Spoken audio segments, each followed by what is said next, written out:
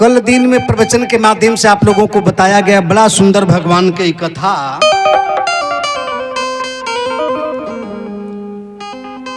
कि मर्यादा भगवान पुरुषोत्तम श्री रामचंद्र जी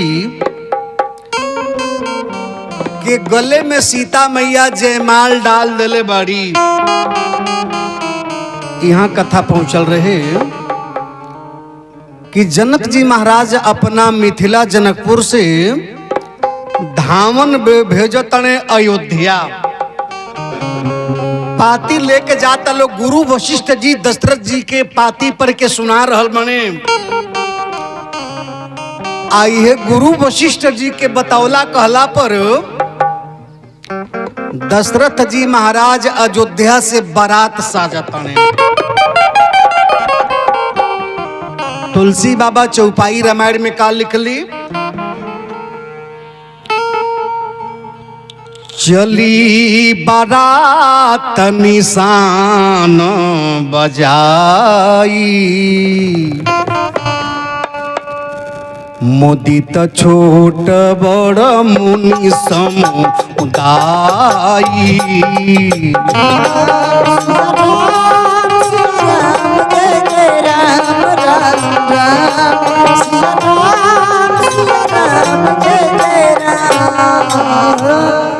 परमो आचार्य श्री गोस्वामी तुलसीदास जी महाराज रामायण में चौपाई लिखली, चली बारात निशान बजाई, मुदित छोट बड़ मुनि समुदाई। बड़ा सुंदर कथा, गौर करेंगे भैया, ध्यान देंगे आप लोग। महाराजा दशरथ जी अपना अयोध्या से बारात साज के लेके मिथिला जनकपुर खातिर चल रहल बाने। जनक जी महाराज बाराती लोग के स्वागत खातिर अनेकों जगह पर यह ठहराव जहां होता, बड़ा सुंदर जलपान और ठहरला के नाश्ता पानी भोजन के व्यवस्था जनक जी महाराज के द्वारा भइल बा। और मिथिला जनकपुर में देखब गीत हो रहल बा।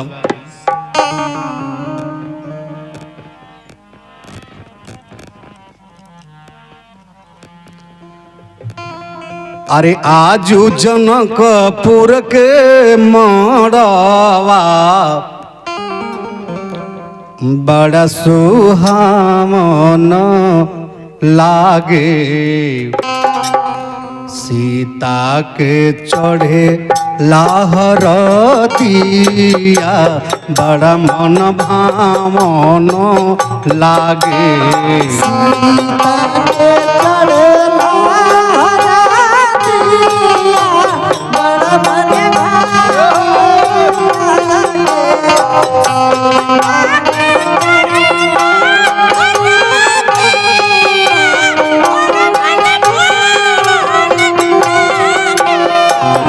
आजू जनकपुर के मड़वा बड़ा सुहावन लागे, सीता के चढ़े लाहर दिया बड़ा मन भावन लागे।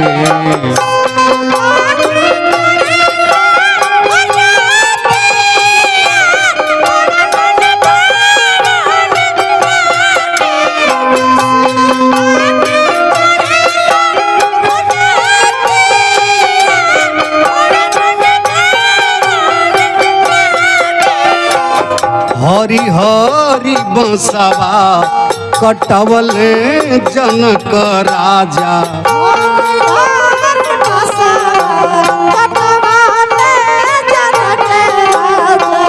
मन में सुनै न माई के बाजेला आनंद बाजा।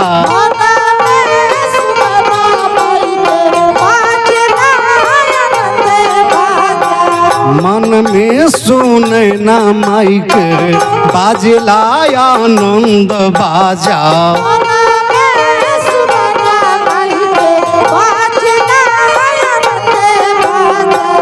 सुर भइल सगरी महलिया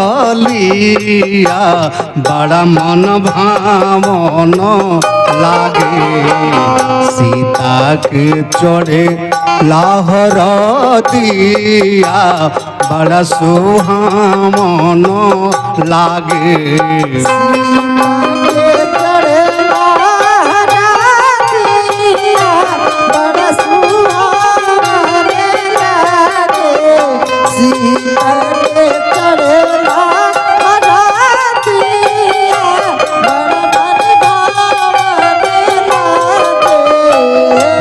प्रेम से बोली आनंद कंद भगवान की जय।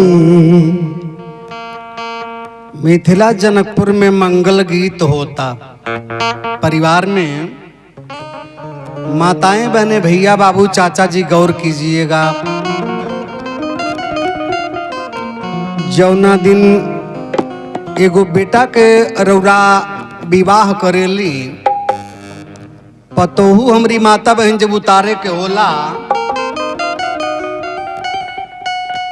तो देखब जेकरा परिवार में बेटी के विदाई रहेला तब महतारी के दांते पर दांत लागेला, माई रोएली। गौर कर बरौला, आजकल तो ये देखल जाता परिवार में अगर लगातार 2-3 गो बेटी हो गई तो बड़ा बड़ा बुझाता कितना भारी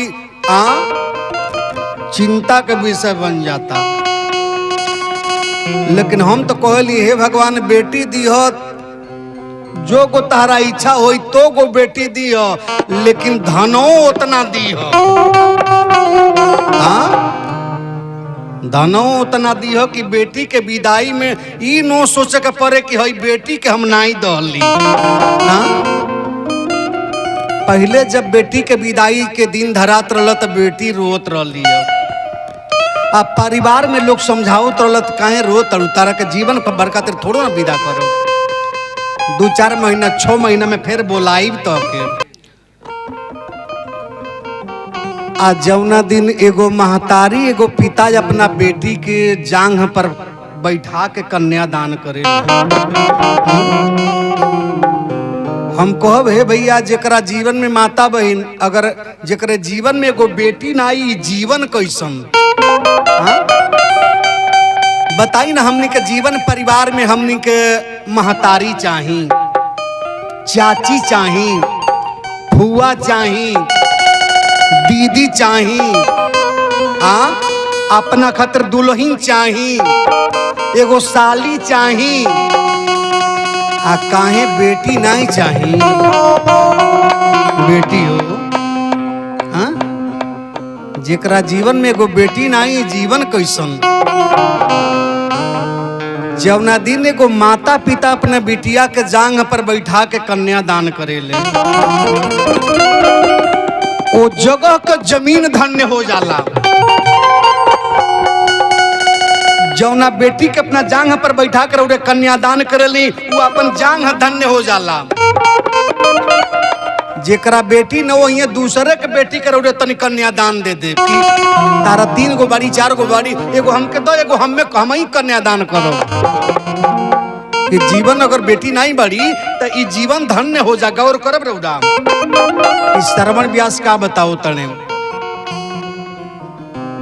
बेटी के जौना दिन विदाई रहेला, विदाई के दिने तब महतारी के दांते पर दांत लागेला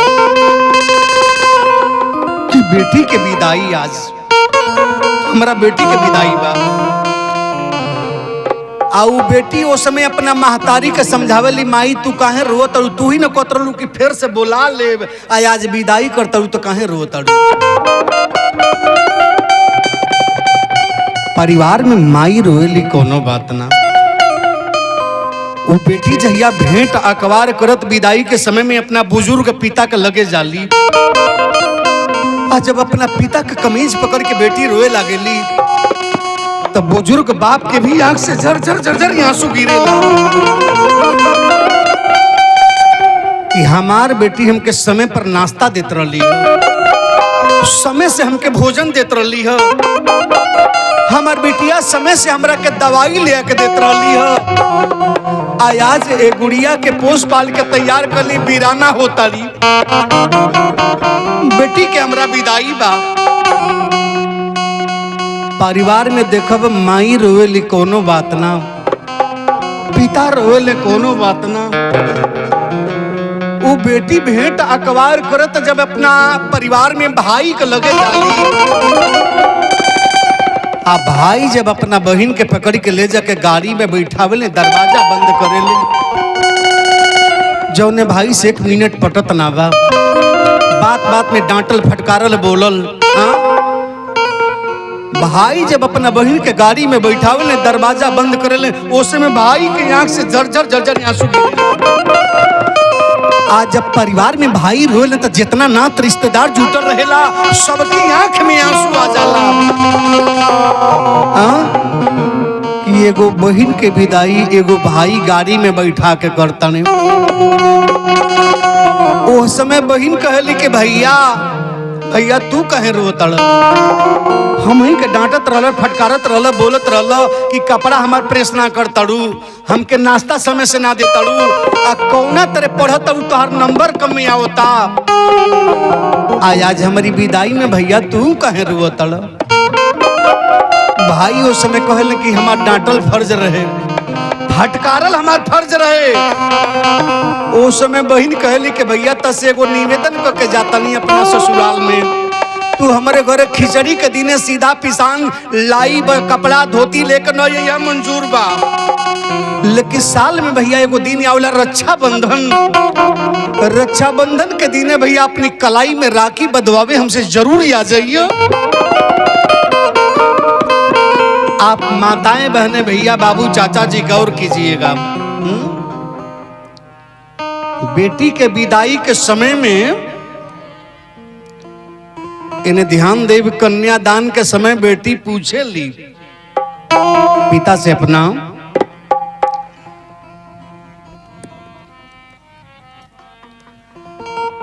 अरे पापा कवनी नगरिया जुआवा खेलल, तू हमरे के हारी अइला हो।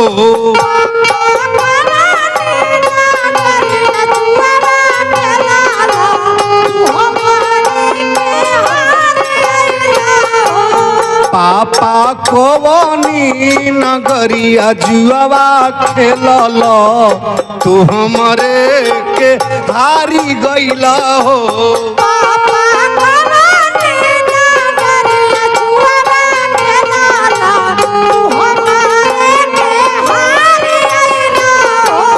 बेटी हो अवध नगरिया जुआवा खेलनी, तुहर के हारी अइली हो।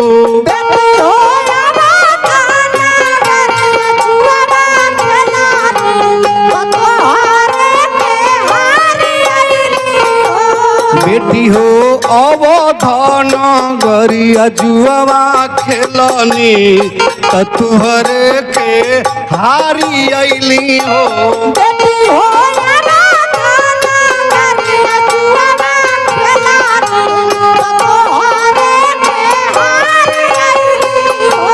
पापा हो गैया बछरुआ कहे नहीं हरल, तू हमरे के हारी अइला हो।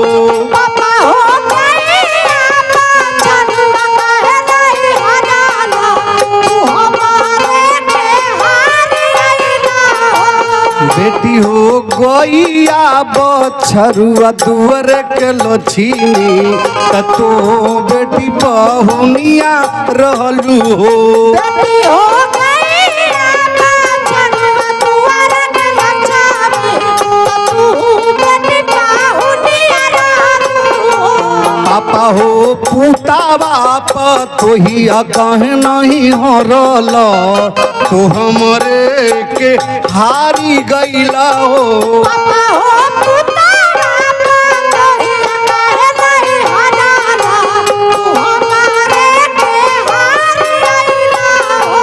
बेटी हो पुतावा पतोहिया घर में के लक्ष्मी त तू बेटी पाहुनिया भैलू हो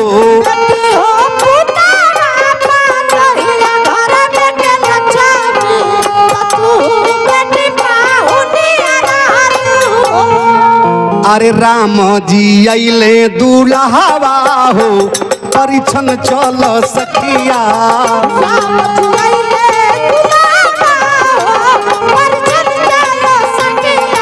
राम जी अइले दूल्हावा हो परिछन चल सखिया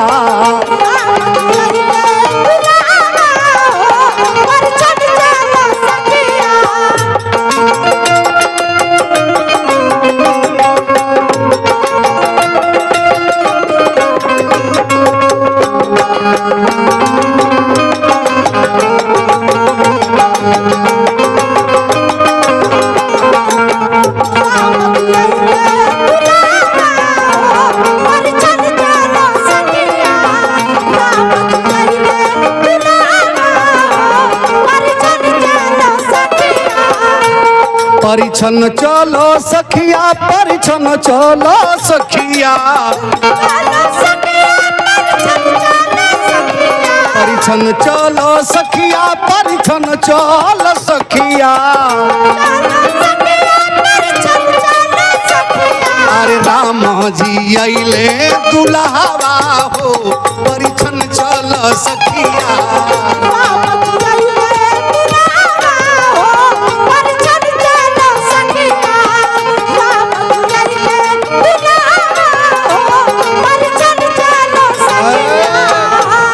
प्रेम से बोली आनंद कंद भगवान की जय।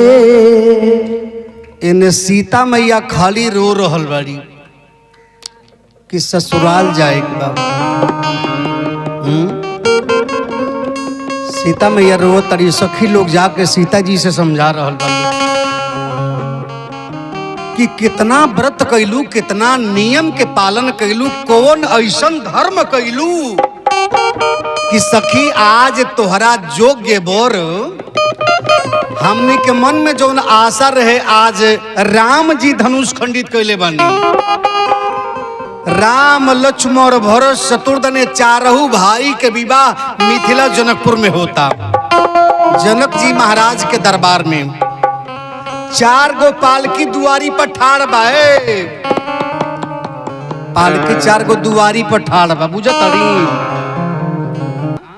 इन्हें ध्यान दे आज सीता मैया खाली रो ताड़ी सीता जी खाली रो ताड़ी कि ससुराल ना जाए माई हमार छूट जाई हैं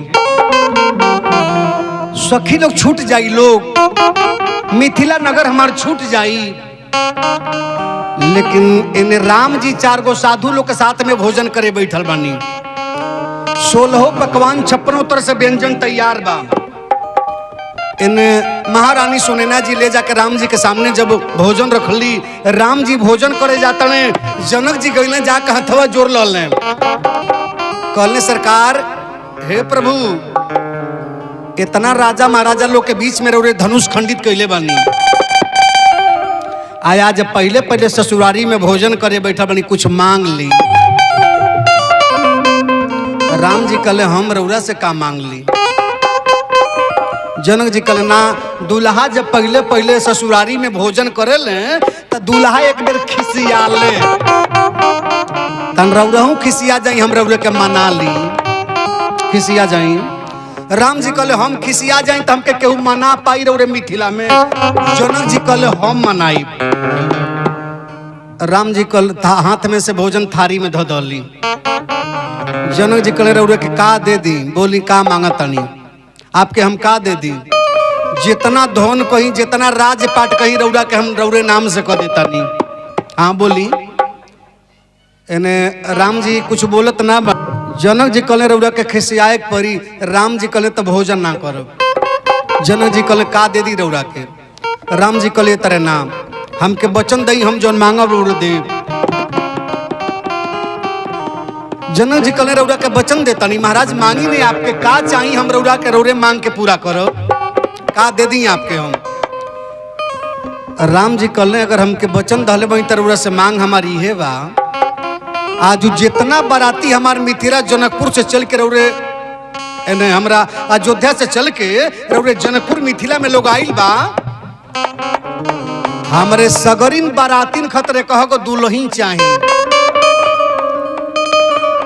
जनक जी तो पर गए बड़ा चिंता में कहले बाप रे बाप हई नु देखो हई कईयो हजार खाली कहाँ रे आइल बाने कहाँ से मांग हमसे पूरा होई। बड़ा गलानी सोच चिंता में जनक जी जाके ये मन मार के बैठल बने। सीता जी के पता चलल गईली पूछली पिताजी का कारण बा कि रौरे उदास बानी का चीज वहां के मंगली हम। जनक जी सगरी बात बतौले के वहां के मंगले बानी जितना बाराती हमार अयोध्या से मिथिला में लोग आइल बा हमारी सगरीन बारातीन खतरे कह को दुल्हन चाहिए। तब बता दो सीता कईयो हजार खाली कहाँ रे आइल बाने। हाँ सीता जी कली इतने ना वहाँ के मंगल बानी जाए रे जाके वहाँ से बोली जितना बाराती आइल बाने सबकर विवाह हो जाई जनकपुर में। सीता जी के कहले पर जनक जी निकल तड़े महल से आ सीता मैया एक बेर अपनी हथवा के जोड़ली आ अपने बहिन रिद्धि सिद्धि के पुकार कैली। रिद्धि सिद्धि साक्षात वो महल में लोग प्रकट भइल कहल लोग बहिन इतना जल्दबाजी में याद कैलू हो का कारण बा। सीता जी सगरी बात अपने बहिन रिद्धि सिद्धि से बतौली आ रिद्धि सिद्धि के द्वारा जितना बाराती छोट रहले वो बारातीन खतर कन्या तैयार हो गईली। अब रउरा कई प्रमाण नहीं मिली रामायण में कि राम जी के बारात कितना दिन जनकपुर में राम जी अपन बारात लेकर रहल बनी। 4 गो पालकी दुआरी पर ठाड़ बा पालकी 4 गो दुआरी पर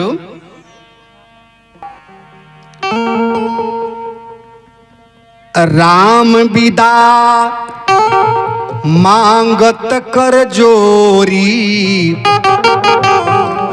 किन्ह प्रणाम बहोरी बहोरी।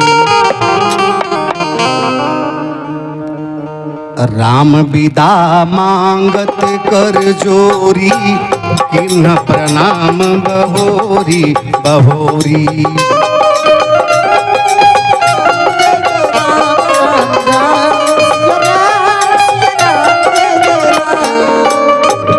प्रेम से बड़ी यज्ञ भगवान की जय। तुलसी बाबा रामायण में चौपाई लिखल कि राम विदा मांगत कर जोरी किन्ह प्रणाम बहोरी बहोरी। राम जी है अपना सासु से विदाई मांगतनी। इन्हें 4 गो पालकी दुआरी पर ठाड़ बा सीता मैया खाली रो तड़ी आ सखी लोग सीता जी के पकड़ के लोग ले जाके सखी लोग पालकी में लोग बैठावता। चारों भाई राम लक्ष्मण भरत शत्रुघ्न ये चारों भाई के विवाह मिथिला जनकपुर में जनक जी महाराज के दरबार में भइल बा। इन अयोध्या में कौशल्या सुमित्रा के कई तीनों महारानी लोग लोटा में जल भर के नीम के पत्ती डाल के आप प्रतीक्षा में लोग बालो कि आज मिथिला जनकपुर से 4 गो अपना महल में ये 4 गो बहू आ रहल बड़ी। 4 बहू आ रहल बलू गौर करेंगे भैया ध्यान देंगे अभी आप लोग। 4 गो बहू मिथिला जनकपुर से अपना महल में लोग आवता। इन्हें देखब जेकरे घरे बेटी के विदाई रहेला माई के दांते पर दांत लागेला। हाँ आ जेकरा घरे पतोहू उतारे के रहेला बेटा के गौना रहेला लइका के महतारी लोग के गोड़वा में गोड़ावा खुशी में मार आगे पीछे पड़ेला। हम नहीं की कहत ध्यान कितना तक मार बिछिला के गिर जाला दुआरिये कितना हर बड़ी खुशी में ये आज पतोहू उतारे के भाई। तीनों रानी कौशल्या हम नहीं की कहत। तुलसी बाबा रामायण में चौपाई लिखली का चीज कौशल्या यादि राम मोह तारी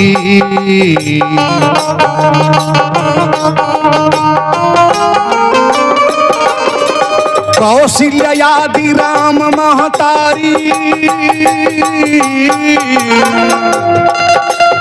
प्रेम विवश तन दशा विसारी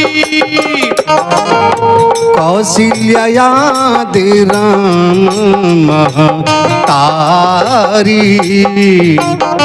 प्रेम विवश तन दशा विसारी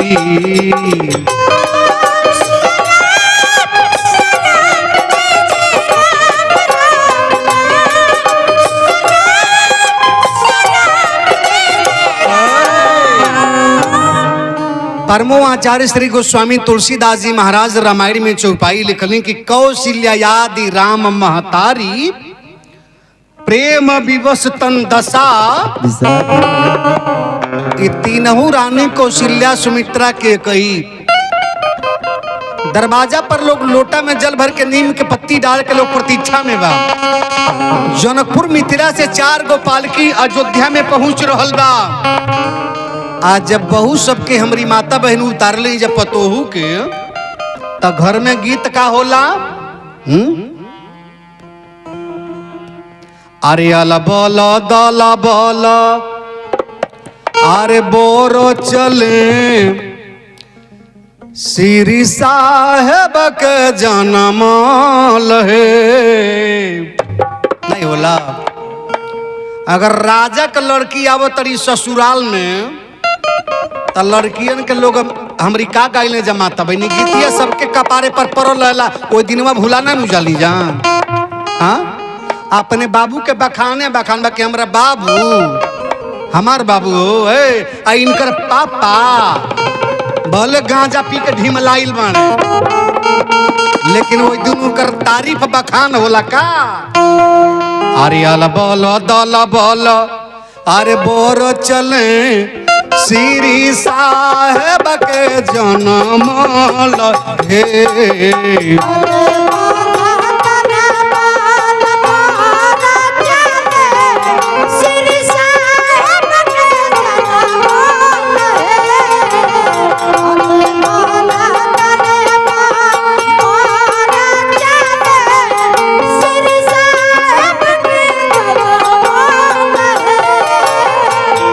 ये देखें छोटा सा इस बच्चे के द्वारा 20 रुपए का दान होता है।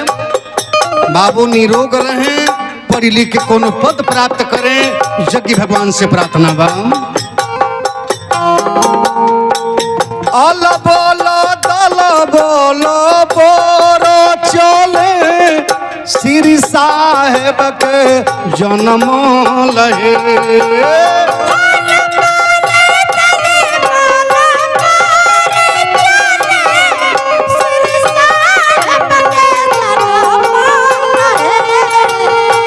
लबर सबर देख दुलहिन चले धारावाहे के जन्म लिखे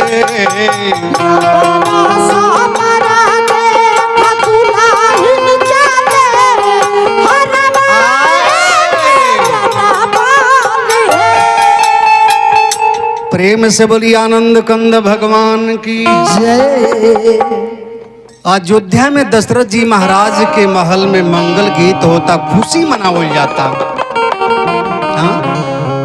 देख लो कब जब बहू सबके उतारे कर रहता एगो डलिया में कुछ अक्षत कुछ गहना डाल के आ दुल्हा दुल्हन के पैर से स्पर्श करत के माता बहन देवकुर घर में ले जा ली जा।